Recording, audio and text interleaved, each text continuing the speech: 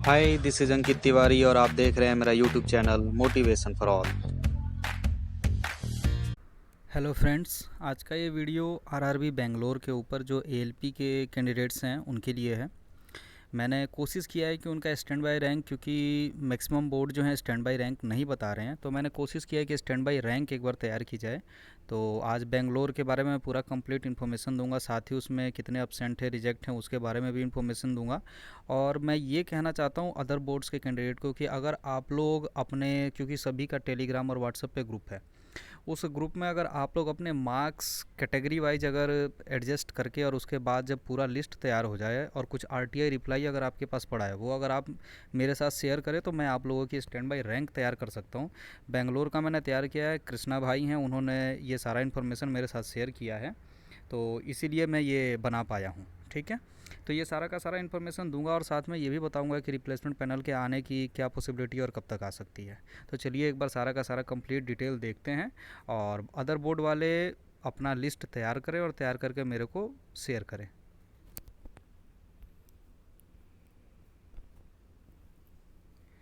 तो एक बार ये वैकेंसी का इन्फॉर्मेशन देख लेते हैं। जो बेंगलोर में टोटल वैकेंसी थी यूआर कम्युनिटी के लिए 834, ओबीसी के लिए 422, एससी के लिए 243 और एसटी के लिए 124, टोटल 1623 एलपी की वैकेंसीज आई थी। स्टैंड बाई में सभी को पता है 50% स्टूडेंट लिए गए हैं, तो यूआर में 417, ओबीसी में 211, एससी में 122 और एसटी में 62 कैंडिडेट थे। ये मैं तब बता रहा हूँ जब प्रोविज़नल कट ऑफ आया था, क्योंकि उस टाइम पे जब मेडिकल नहीं हुआ था उससे पहले का ये सारा इन्फॉर्मेशन मैं बता रहा हूँ। ठीक है, टोटल 812 कैंडिडेट थे जो कि एएलपी की वेटिंग में थे। मेडिकल कंप्लीट होने के बाद ये अप्रोक्स कैलकुलेशन है। अप्रोक्स इसलिए बोल रहा हूँ क्योंकि डाटा पूरा कंप्लीट नहीं है और एएलपी का स्टैंड बाई का जो कट ऑफ है वो भी बेंगलोर ने नहीं बताया था, अदर बोर्ड्स ने बताया था बट बेंगलोर ने नहीं बताया, इसलिए थोड़ा सा इसमें हो सकता है कि वेरिएशन आए। ठीक है, ये इसलिए मैं बोल रहा हूँ कि ये अप्रोक्स कैलकुलेशन है। तो ये मेरे अकॉर्डिंग मैं बता रहा हूँ कि आफ्टर मेडिकल अभी जो स्टैंड बाई में स्ट्रेंथ है वो यूआर में कम से कम 200 स्टूडेंट हो सकते हैं अभी भी। अब इसमें ऐसा हो सकता है कि ये 180 भी हो सकता है, 220 भी हो सकता है, मतलब आप प्लस माइनस 20 का गैप यहाँ पे लेके चल सकते हैं, क्योंकि ये अप्रोक्स कैलकुलेशन है, एग्जैक्ट पता नहीं चलेगा जब तक डाटा कंप्लीट नहीं होगा। ओबीसी में 85, 85, इसमें भी आप वैसे ही अप्रोक्सीमेशन ले सकते हैं कि हो सकता है ये 70 भी हो सकता है ये 100 भी हो जाए। इसी तरह से एससी में 55 और एसटी कैटेगरी में 27, टोटल 367 कैंडिडेट अभी भी जो हैं ये वेटिंग में हो सकते हैं। ये अप्रोक्स कैलकुलेशन है, मैं बार बार बोल रहा हूँ।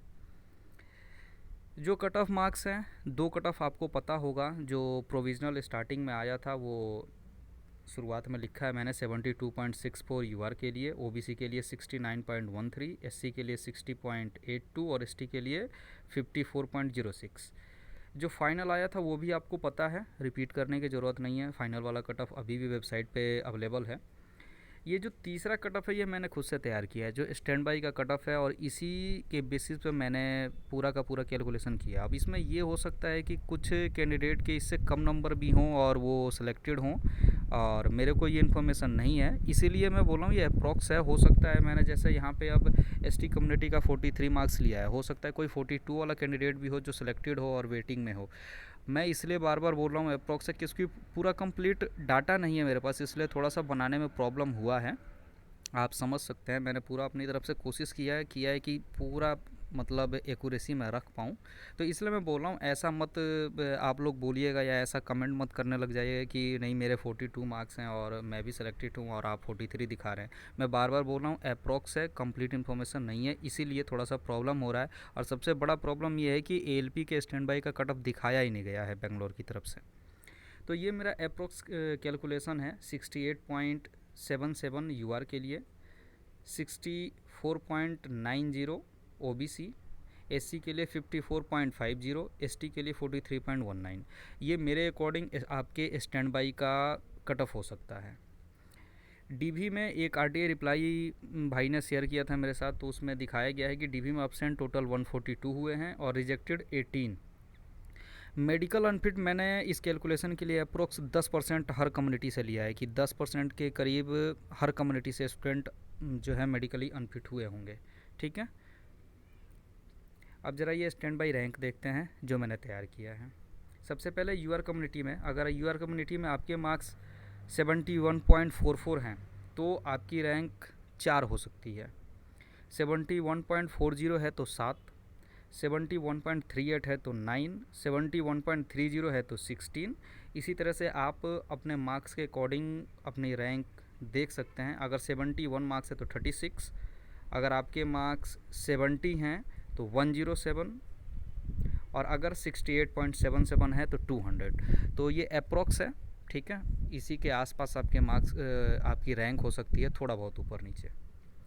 ओबीसी की देखेंगे तो ओबीसी की 67.27 पे 3, 67.20 पे 6। इसी तरह से आगे कंटिन्यू चलेंगे। आप अपने मार्क्स के अकॉर्डिंग देख सकते हैं। मेरे पास मार्क्स कम थे, इसीलिए मैंने बहुत कम डाटा ही यूज किया है और उसी के बिहाफ पे मैंने ये सारा का सारा बनाया है। अगर आपके मार्क्स 65.94 हैं तो 65 के अप्रोक्स आपकी रैंक हो सकती है, और अगर 64.90 है तो 85। ये ओबीसी का है। डाटा कम है मैं मानता हूँ, बट कोशिश किया है मैंने कि ठीक ठाक तैयार कर सकूँ। एससी के बारे में बात करेंगे तो 58.52 पे 2 रैंक हो सकती है, 58.25 पे 5, 57.55 पे 20। इसी तरह से आगे कंटिन्यू चलेंगे तो 55 मार्क्स के आसपास आपकी 51 रैंक हो सकती है। एसटी कम्युनिटी में बहुत कम डाटा है, ये सारा मैंने अपनी तरफ से लिया है। किसी ने भी मेरे साथ एससी और एसटी का नंबर शेयर नहीं किया था, तो ये सारा का सारा जो है मैंने अपनी तरफ से मान के और कैलकुलेट किया है।